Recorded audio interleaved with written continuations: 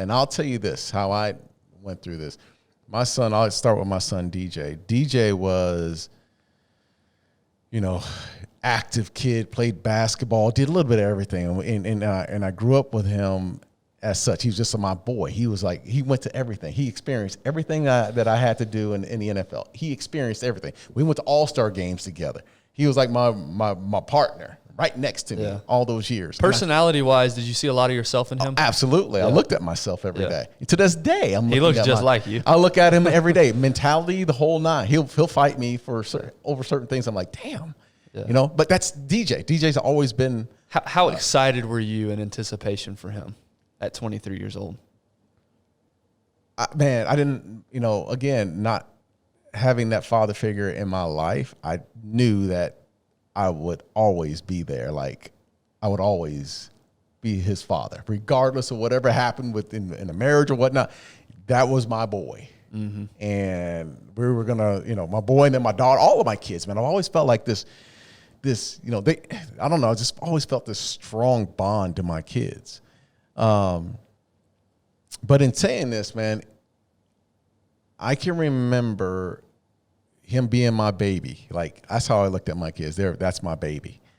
4 or 5 years old. And then getting to a point where he got into high school, whatnot. And you fast forward, and there are moments where your kids are so reliant on you, and they need you for a lot of different things for all kind of reasons. And DJ being at 15, and I can still remember this moment, being in the house and watching my son walk through that door and knowing he's his own individual. There's a separation here. Like, I'm trying to find time to be with him instead of him finding time to be with me.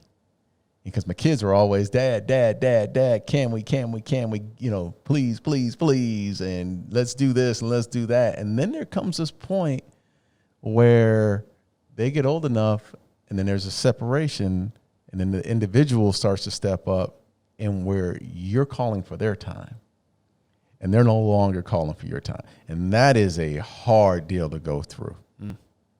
That's a hard separation. And I see a lot of mothers that go through it, but the dads, when you're close to your kids, you go through it too, man. You just, because you want their time. And as they get older, DJ's 28 now, I'm begging for his time.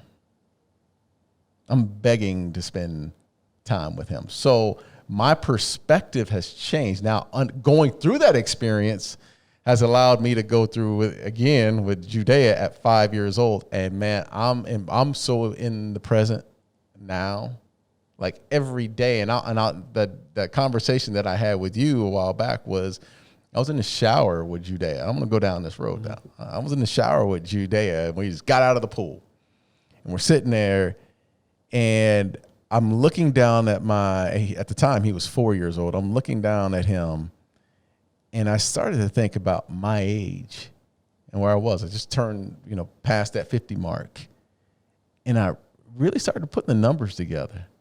Like, how much time do I have with this son? Because it's, you know what I mean? How much time do I have left with him? Not so much about him being in the present, but how much time am I going to have,